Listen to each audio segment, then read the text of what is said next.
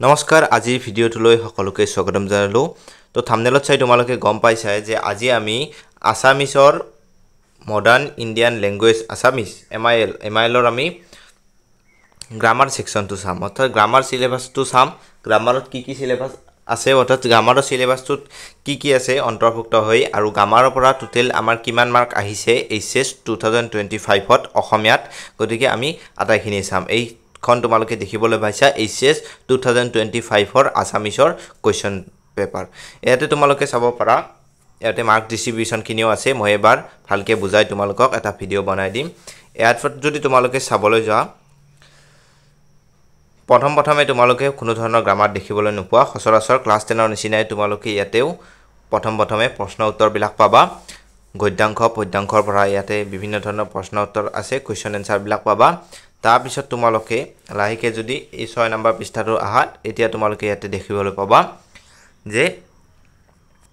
এই 12 নম্বৰ প্ৰশ্নটোৰ পৰা আমাৰ গ্ৰামাৰ সেকশনটো আৰম্ভ হৈছে অৰ্থাৎ গ্ৰামাৰ সেকশন বুলি ইয়াতে মেনশন কৰা নাই যদিও আমি ইয়াৰ পৰা বুজিব পাৰিম যে 12 নম্বৰ প্ৰশ্নটোৰ পৰা এতিয়া আমাৰ গ্ৰামাৰটো আৰম্ভ হৈছে আসামিজ গ্ৰামাৰৰ ভিতৰত আমাৰ প্ৰথমে ইয়াতে আহিছিল তদ্ধিত প্ৰত্যয় কাক বোলে চাৰিটা উদাহৰণ দি ভাঙি দেখুৱা তাৰ পিছত কৰ্মকাৰক কাক বোলে তোমালোকে বিভক্তি অৰ্থাৎ বিভক্তিটো তোমালোকে ধুনিয়াকৈ চাব লাগিব বিভক্তি লাগিব প্ৰত্যয় লাগিব তাৰ পিছত তোমালোকে জতুৱা ঠাঁচ বুলিলে কি বুজা দুটি উদাহৰণ এইখিনিও লাগিব ইয়াৰ পিছত আমি 13 নম্বৰটো যদি চাবলৈ যাওঁ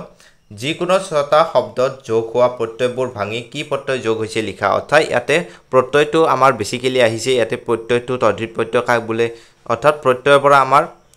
ইয়াতেও 2 মাৰ্ক এটা আহিছে আৰু তোমালোকৰ ইয়াতেও তোমালোকৰ 6 মাৰ্ক এটা আহিছে অৰ্থাৎ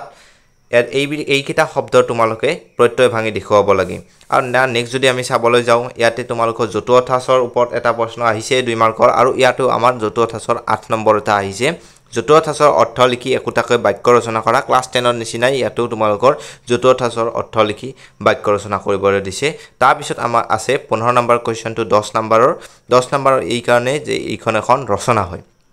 যিকোনো এটি বিষয়ৰ ইয়াতে ৰচনা লিখিবলৈ দিছে 10 নম্বৰ আছে গতিকে তোমালোকে যদি আমি কাউন্ট কৰি যদি আমি টোটেল নম্বৰটো চাও ইয়াতে 10 যোগ 8 অৰ্থাৎ 18 হ'ব আৰু ইয়াতে 6 যোগ 6 12 অৰ্থাৎ 18 আৰু 12 যদি আমি যোগ কৰি দিও তেতিয়া আমাৰ 30 নম্বৰ অৰ্থাৎ 100 নম্বৰৰ কোৱেশ্চন পেপাৰখনত ইয়াতে তোমালোকে চোৱা ইয়াতে 100 নম্বৰৰ কোৱেশ্চন পেপাৰখনত 70 মাৰ্কস তোমালোকৰ প্ৰশ্ন উত্তৰ বা বেকি আমাৰ গদ্যাংশত আহিব আৰু তাৰ আমাৰ 30 নম্বৰ ইয়াতে গ্ৰামাৰে কেৰি কৰিব অৰ্থাৎ এই পাৰ্টটো এই কোৱেশ্চন নম্বৰ 12 13 14 15 এই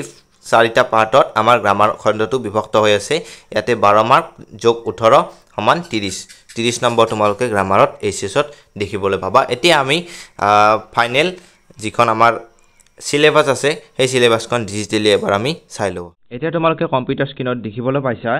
যে ইয়াতে তোমালোকৰ ইউনিট 4 এণ্ড 5ত তোমালোকে চাবা যে গ্ৰামাৰ আছে আৰু এসএ আছে অৰ্থাৎ গ্ৰামাৰ আৰু এসএ টোটেল 20 + 10 = 30 মাৰ্ক 13 কৈছে এইটো 30 মাৰ্ক অৰ্থাৎ 30 নম্বৰ তোমালোকৰ এটা আহিব ইয়াতে তোমালোকে মেইন সিলেবাসখন দেখিবলৈ পাইছা এইখন কাউন্সিলৰ পৰা দিয়া হয়